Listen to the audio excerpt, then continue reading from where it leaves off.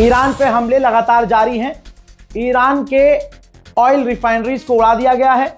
Iran के water containers को उड़ा दिया गया है, जहां पानी बचाकर ईरान रखता है। जिस जगह से 30 से 40 गांव में ईरान के पानी जाता है, बमबारी कर दी है। सिविलियंस, एयरपोर्ट, सबको निशाना बना रहा है इजराइल, अमेरिका। इसके बाद जहां दुनिया को लग रहा था कि ईरान अब तो घुटने पे आ जाएगा, इसके बाद ईरान के उस आदमी का बयान आ गया, आपकी स्क्रीन पर है, जो सुप्रीम लीडर के बाद सबसे ज़्यादा ताकतवर है, ईरान के नेशनल सिक्योरिटी काउंसिल के हेड। उन्होंने कहा कि डोनाल्ड ट्रंप को ऐसे नहीं छोड़ेंगे। उसने हमारे लीडर को मारा, जनता को मार रहा है, हमारे लोगों को मार रहा है, सिविलियन इंफ्रास्ट्रक्चर को उड़ाया है। हम डोनाल्ड ट्रंप को ऐसे नहीं जाने देंगे, इन हमलों को ऐसे नहीं जाने देंगे जो हमारे इंफ्रास्ट्रक्चर पर किए हैं, ये खतरनाक है। हम ऐसे नहीं जाने देंगे, हम रिटेलिएट करेंगे। सिर्फ ट्वीट से काम नहीं चलेगा आपका, मुझे पता है। तो ईरान के नेशनल सिक्योरिटी काउंसिल के हेड का बयान भी सुन लीजिए। खुली धमकी है, रिटेलिएट करेंगे। آقای ترامپ باید یک کمی ونزوئلا زیر دهنش مزه کرد و فکر کرد میتونه فوری این کارو بکنه. حالا گیر کرده. ولش نمیکنی. این باید تاوان اینو بده. ایشون رهبر ما رو کشت، به شهادت رسوند. ولش نمیکنی. مردم ما رو به شهادت رسونده. بیش از 1000 تا از مردم ما به شهادت رسیدن. این ساده نیست. आगे इन्होंने बहुत सारी बातें की हैं, जिसमें उन्होंने कहा है कि आस पड़ोस के देशों को समझ में आ गया है, दुनिया देख रही है, अमेरिका का मकसद है ईरान को टुकड़ों टुकड़ों में बांटना। इसीलिए वो हमारे दुश्मनों से कोर्दिश से बात कर रहा है ताकि वो हम पर हमला करें। हमारे आस पड़ोस के दोस्तों को, अमेरिका के एलाइज को इस बात पर यकीन हो चुका है, एहसास हो गया है उन्हें कि अमेरिका उन्हें नहीं बचा सकता। हमने अपने पड़ोसी देशों को निशाना नहीं बनाया, हमने वहां पर मौजूद अमेरिका की मौजूदगी को निशाना बनाया। उन्होंने कहा कि हमारे मुल्क में जनता और हमारे बीच कुछ डिसएग्रीमेंट हो सकते हैं, लेकिन बात अगर जब देश पे आ जाए तो सब एक हैं। ईरान के नेशनल सुप्रीम काउंसिल के चीफ ने ये भी कह भाई अजरबैजान को भी लपेट दिया। इन्होंने कह दिया कि हमारा भाई है वो, हमने उन पर हमला नहीं किया है, ना हमारी उनसे दोस्ती खराब है, लेकिन अगर वो इतनी बड़ी बात कह रहा है कि वो हम पर हमला करेगा, रिटेलिएट करेगा, तो फिर जान लीजिए कि हम भी जवाब देंगे। ईरान के नेशनल सुप्रीम काउंसिल के हेड ने आगे ये भी कहा, जो डिक्टो मैंने आपको 4 घंटे पहले कहा था। सुनिए अब, उन्होंने कहा कि डोनाल्ड ट्रंप ने, अमेरिका ने आसान समझा, ईरान को वेनेजुएला समझा था कि वो आएंगे, मारेंगे, किडनैपिंग करेंगे, लूटपाट करेंगे और चले जाएंगे, लेकिन ये उल्टा पड़ गया और अमेरिका अब बुरी तरह से फंस गया है। اداری و در واقع حکومتی بود. امریکایی‌ها فکر می‌کردن خیلی سریع این کار انجام میشه. راهبردشون این بود که جنگ رو باید با شدت اما کوتاه مدت تموم کنن. اما فکر نمی‌کردن ایرانی‌ها اونا رو ول نمی‌کنن. الان مستعصلن. تلقیشون بود مثل ونزوئلا، میزنن و میگیرن، تموم میشه میره. اما پاشون گیر کرد. मेरे दोस्तों सुनिए शेर क्या कह रहा है। ईरान के नेशनल सिक्योरिटी काउंसिल के हेड ने कहा है कि हमने पड़ोसी देशों से कह दिया है कि आप अमेरिका को अपनी ज़मीन का इस्तेमाल करने मत दीजिए। यहाँ तक कि 2 अरब देशों ने हमको ये कहा है कि हमने अमेरिका को अपनी ज़मीन का इस्तेमाल करने से रोक दिया है, लेकिन हमें डाउट है।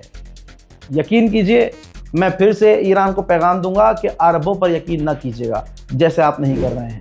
मेरे दोस्तों, उन्होंने आगे ये भी कहा कि डोनाल्ड ट्रंप फंस चुके हैं, अब पीछे जाने का रास्ता नहीं है। डोनाल्ड ट्रंप चुपचाप अपनी गलती मान ले कि इजराइल के चक्कर में वो इस जंग में फंस गए हैं, और अगर यूरोप भी कूदता है इस जंग में तो उनसे हम डील कर लेंगे, हम हर चीज़ के लिए तैयार हैं। इन्होंने भैया आगे बहुत बड़ी बात बोली। इन्होंने कहा कि हमने अमेरिकी कई सैनिकों को पकड़ लिया है और अमेरिका के कई सैनिक मारे गए हैं, लेकिन वो बोल रहे हैं कि 2-4 मारे गए हैं। बाद में कह देंगे कि एक्सीडेंट हुआ था, एक्सीडेंट में थोड़े सैनिक और मारे गए हैं, ईरान ने नहीं मारा है। भाई कितना बड़ा खुलासा ईरान के नेशनल सुप्रीम काउंसिल के हेड ने किया है। डोनाल्ड ट्रंप का एक ऑडियो सामने आया है जिसमें वो कह रहे हैं कि ईरान टूट गया है, घुटने पे आ गया है, ईरान हार रहा है, हम बुरी तरह से पीट रहे हैं, कुछ दिन और हमले करेंगे और हम जीत रहे हैं। We're winning the war by a lot. We've decimated their whole evil empire. It'll continue, I'm sure, for a little while. But very proud of the people, the parents. The parents were so proud of their boy, as they call him, my boy. In case the young lady. पूरी दुनिया में सब expose हो चुका है कि America और Israel ने 170 कम से कम 165 से 70 लड़कियों को ईरान के अंदर स्कूल पर मिसाइल दागकर कत्ल कर दिया। कोई ऐसा देश नहीं है एक देश को छोड़कर, और कोई एक ऐसा संगठन और पार्टी के लोग नहीं हैं जो अमेरिका को सपोर्ट कर रहे हो। मुसलमानों के नरसंहार पर जो खुश होते हैं लोग, सिर्फ वही खुश हैं जो राक्षस नुमा लोग हैं। दोस्तों, पत्रकार ने पूछा कि क्या आपने ईरान के स्कूल पर बमबारी की थी जिसमें 165 से 70 लड़कियां मारी गई? तो ट्रंप ने कहा कि जो इन्फॉर्मेशन मेरे पास है, हमने नहीं किया है, ये ईरान ने किया है। जी हाँ, ईरान पे डाल दिया, और दुनिया का बच्चा बच्चा भी जानता है ये काम किसने किया है। गाजा फिलिस्तीन लाइव एग्जाम्पल है। कहा डोनाल्ड ट्रंप ने कि ये ईरान ने किया है, और तो और अमेरिका के डिफेंस मिनिस्टर ने कहा कि ईरान के हथियार खराब हैं, वो अपने आप को खुद मार रहे हैं। मतलब ईरान अपने आप मिसाइल उठा रहा है, अपने ऊपर दाग रहा है। ये हालात हैं इनके। सुन लीजिए audio. Did the United States bomb a girls' elementary school in southern Iran on the first day of the war and kill 175 people? In my opinion, based on what I've seen, that was done by Iran. Is that true, Mr. Hegseth? It was Iran who did that? Investigating. Still But investigating? the only side that targets civilians is Iran. We think it was done. We think it was done by Iran Can you give us an because idea they're of very inaccurate, as you know, with their munitions. They have no accuracy whatsoever. It was done by Iran. भाई, Donald Trump की जो tweet है ना, आप उसे पढ़ेंगे तो समझेंगे कि आप ये कितना परेशान है। अब देखिए, कल तक जिनको गाली बक रहा था और जिनको डरा रहा था, आज उनको मौका मिला है ट्रंप को खुश करने का, और इसको मौका मिला है फ़ायदा उठाने का। तो इसने कहा कि हमारा सबसे ग्रेटेस्ट साथी ब्रिटेन है, वो हमारे लिए एयरक्राफ्ट कैरियर भेज रहा है। यानी कल तक जो ब्रिटेन के खिलाफ बयानबाजी कर भी रहा था अमेरिका, अब मक्खन लगा दिया ट्रंप ने, उधर से वो ब्रिटेन भूल गया। अब अमेरिका से ऊपर ब्रिटेन ना हो जाए और कल को ब्रिटेन ये ना कह दे कि हमने अमेरिका की मदद की थी, तो भाई इसने कह दिया अगली लाइन में कि अब हमें एयरक्राफ्ट कैरियर की ज़रूरत नहीं है, हम लड़ रहे हैं और हम जीत रहे हैं। यानी ब्रिटेन बेचारा युद्धपोत भेजे भी और अगला एहसान भी ना माने। फिर चौथी लाइन में डरा दिया कि आज जो हमारा साथ दे रहे हैं हम उनको याद रखेंगे। ये लाइन से ये कहना चाह रहा है कि भैया साथ दो हमारा, वरना कल को टैरिफ लगाऊंगा। ब्रिटेन मदद कर रहा है लेकिन हमें ज़रूरत नहीं है।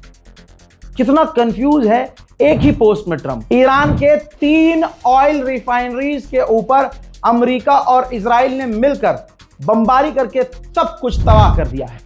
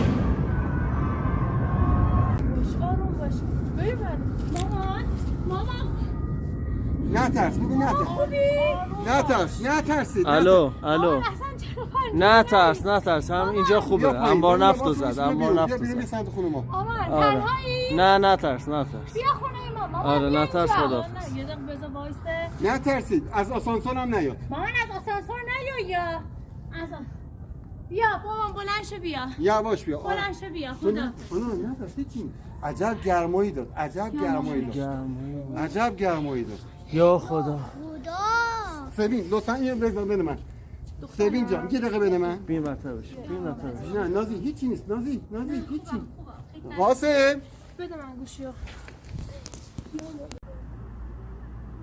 پالایشگاه ارتش اونجا هم نوبنیاد رو زدن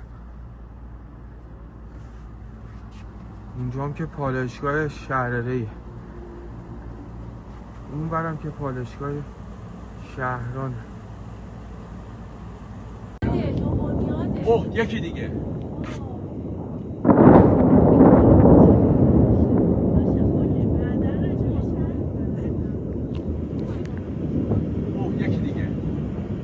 شونفر اسفند سوهانک انتهای لاله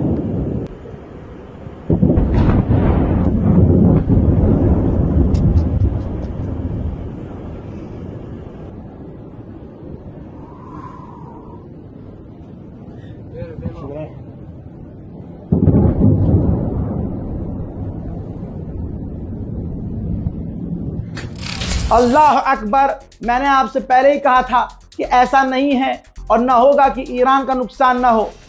लीजिए, अमेरिका ने परसों कहा था और इजराइल ने भी कहा था कि सबसे ताकतवर हमला करेंगे, और अमेरिका इजराइल दुनिया की सबसे दो बड़ी ताकतें एक होकर सबसे खतरनाक बमों और हथियारों का इस्तेमाल ईरान के खिलाफ कर रहे हैं। हजरात मोहतरम, कतर के प्रधानमंत्री ने डोनाल्ड ट्रंप से फोन पर बात करके कहा है कि ये जो जंग बढ़ रही है ना, इसका रिजल्ट पूरी दुनिया पे बहुत खतरनाक होने वाला है और हालात बदतर होने वाले हैं। उधर साउथ कोरिया में अमेरिका के anti missile system, defence system तैनात थे। इतने कम पड़ चुके हैं अरबों के यहाँ अमेरिकी डिफेंस सिस्टम कि अब साउथ कोरिया को अमेरिका ने आदेश दिया कि हमारी चीजें भेज दो भाई, यूएई और अरब।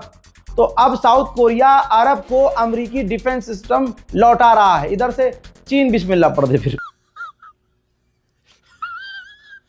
उधर इजराइल भी पिट रहा है।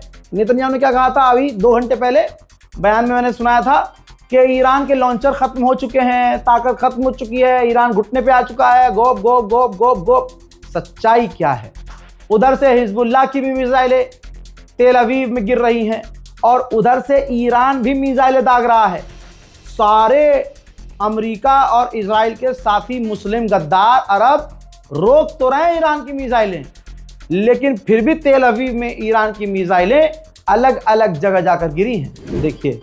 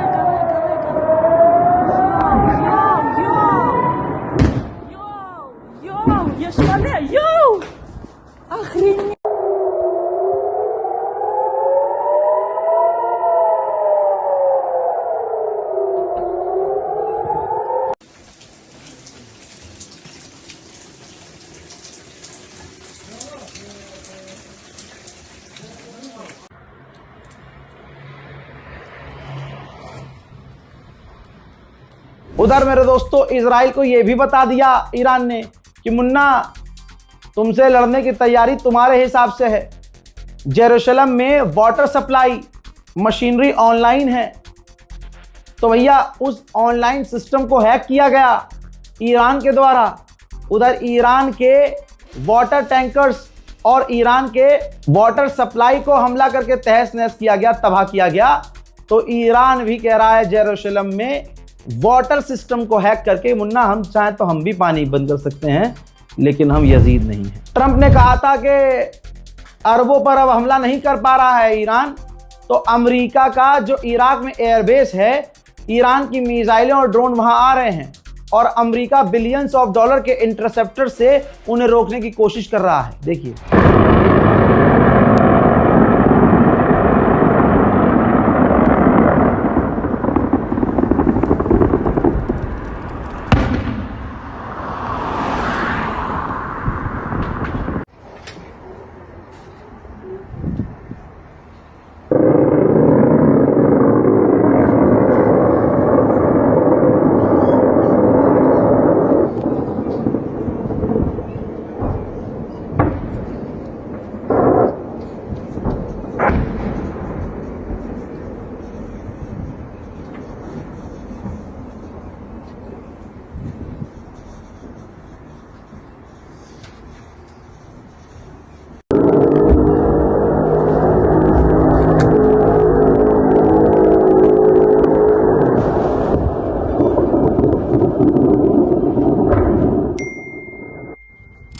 ईरान के विदेश मंत्री ने कहा कि मैं लगातार सऊदी अरब के विदेश मंत्री से टच में हूं। अब जो कुर्दिश लड़ाके हैं जिनको उकसा रहा है अमेरिका, वो ईरान के लिए नहीं बल्कि तुर्की के लिए भी खतरा है। तो खबर यह है कि रजब तैयब एर्दोगान तुर्की के राष्ट्रपति ने कुर्दिश लड़ाकों के लीडरों से फोन पर बात की है। उधर ईरान ने आधिकारिक तौर पर, ईरान की फौज ने ऐलान किया है कि हम 6 महीने की जंग के लिए तैयार हैं। मुन्ना IRGC ने तो अलग ऐलान किया, कहा कि हमने उनके यानी अमेरिका के एयर डिफेंस सिस्टम, ऑब्वियसली जो जॉर्डन UAE में, जॉर्डन में तो भाई इतना बड़ा किया, 3 रडार तबाह कर दिया, थर्ड का वो भी अमेरिका का सबसे खतरनाक एयर डिफेंस सिस्टम। ईरान हमारा कुछ नहीं कर पाएंगे, हम सुपर पावर हैं। दोस्तों बताना चाहूंगा कि IRGC ने कहा कि हमने उनको अंधा कर दिया है, अब वो हमारी मिसाइल और ड्रोन को रोकने में काफी परेशान हो रहे हैं। लीजिए, ईरान ने कंफर्म कर दिया है कि हमने इजराइल की हाइफा ऑयल रिफाइनरी को निशाना बनाया है। ईरान ने कहा है कि 68 स्कूलों पर इजराइल ने हमला किया और 195 स्टूडेंट्स और बच्चे हमारे मुल्क के शहीद हो गए। आप जलवा देखिए खामनाई का, खामनाई को गिराते गिराते, और जो अमेरिका इजराइल सोच रहे थे कि ईरान में विरोध प्रदर्शन करवाएं, आज ईरान में विरोध प्रदर्शन नहीं हो रहा है बल्कि डोनाल्ड ट्रंप के खिलाफ अमेरिका में प्रदर्शन हो रहा है। अमेरिका के लोग सड़क पर उतर कर कह रहे हैं कि अमेरिका ये जंग नहीं चाहता, हमें ईरान से नहीं लड़ना।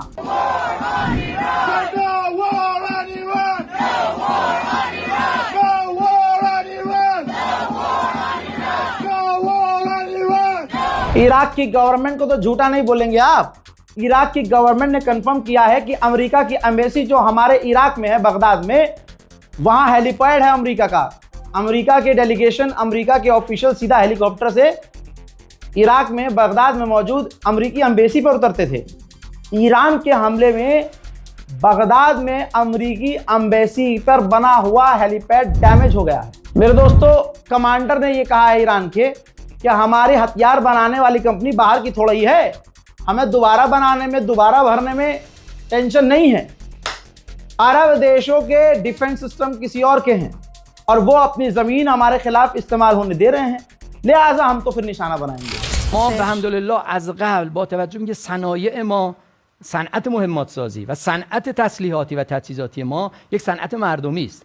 یعنی امروز هزاران شرکت در بخش خصوصی و شرکت‌های دانش بنیان در زنجیره تامین مواد اولیه، تجهیزات، زیرسامانه‌ها و قطعات و امکانات مورد نیاز برای نیروی مسلح از قبل، از سالهای خیلی قبل پیش، از 20 سال پیش با مشارکت ملی دفاعی که ما ईरान ने ये वीडियो जारी कर दिया है, जो वीडियो के अंदर आप देख सकते हैं, जिस वीडियो में दिखाया गया है, बताया उसने खुद कि हमने ये रॉकेट, ये मिसाइल UAE पर दागे थे। याद आया सुबह वाला बयान, 10 घंटे वाला पहले वाला बयान, जिसमें यूएई के राष्ट्रपति ने कहा था हम इतने हल्के शिकार नहीं हैं। बाबू तुम शिकार ही नहीं हो, ईरान तो यही कह रहा है बाबू तुम हमारी हो ही नहीं, तुम लाइन में ही नहीं हो। तुम पर मिसाइल इसलिए दागी जा रही है क्योंकि तुमने अपनी जमीनें अमेरिका को दी हैं और वहां से ईरान पर हमला हो रहा है। हल्का शिकार नहीं हो, अबे तुम हो ही नहीं लिस्ट में। अमेरिकी खौफ में है। अमेरिका ने अमेरिकियों को मिडिल ईस्ट से रेस्क्यू किया है, जैसे तैसे जो जहां फंसा था उनको निकाल कर अमेरिका उन अमेरिकियों को अपने मुल्क लेकर गया है और अरबों को बीच में रगड़ने के लिए छोड़ दिया है। उधर डोनाल्ड ट्रंप ख्वाब देख रहा है कि एक फौज की टुकड़ी, बड़ी फौज की टुकड़ी ईरान में उतारी जाए और ईरान के न्यूक्लियर साइट पर कब्जा कर लिया जाए। हालांकि ये सब बेकार की बात है। अगर अमेरिका कब्जा करेगा तो ईरान के तेल पर करेगा और ये सारा मामला सिर्फ तेल का है। ईरान ने बताया है कि अभी भी ईरान के अंदर दुश्मन एक्टिव है और हमारे किसी नेता को असैसिनेट करने की कोशिश की गई है। डोनाल्ड ट्रंप ने फिर कहा है कि ईरान के नए सुप्रीम लीडर चुनने में हम चाहते हैं कि हमारा भी थोड़ा सा रोल हो, क्योंकि हम नहीं चाहते कि हर 10-12 साल में 5 साल में हमें ये सब फिर करना पड़े और हमला करना पड़े। Peter asked you a question yesterday. You said it wasn't the right time in that event, but he was asking whether you have indications of whether Russia is supporting Iran somehow in this. No, Do you? I have had no indication of that whatsoever. If they are, they're not doing a very good job because Iran is not doing too well. What about the Strait of Hormuz? उधर Kuwait ने ऐलान किया है कि हमने Iran से आने वाले 60 ड्रोन्स को इंटरसेप्ट किया है और कहने वाला गुलाबी सुअर कह गया था कि ईरान अब कुछ लॉन्च नहीं कर पा रहा है, ड्रोन लॉन्च नहीं कर पा रहा है, फिर ये रोक क्या रहे हैं, तुम्हारी अम्मा का दहेज। मेरे दोस्तों, जो अमेरिका के 6 सैनिक डोनाल्ड ट्रंप की गलतियों की वजह से वासिले जहन्नम हुए हैं, उनकी लाश को अमेरिका मिडिल ईस्ट से लाया गया है। जब जहाज से उतारा जा रहा था उनके जनाजे को, उनकी बॉडीज को, तो डोनाल्ड ट्रंप भी वहां मौजूद थे। दोस्तों, अमेरिका का इतिहास अब याद रखेगा कि ये जबरदस्ती जंग शुरू करके डोनाल्ड ट्रंप ने अमेरिकियों को मौत के मुंह में ढकेल दिया। मोहतरम हजरात, ज्यादा से ज्यादा इस वीडियो को शेयर कीजिए और दुआओं में याद रखिए। इंतजार कीजिए मेरे अगले अपडेट का। तब तक के लिए जय हिंद।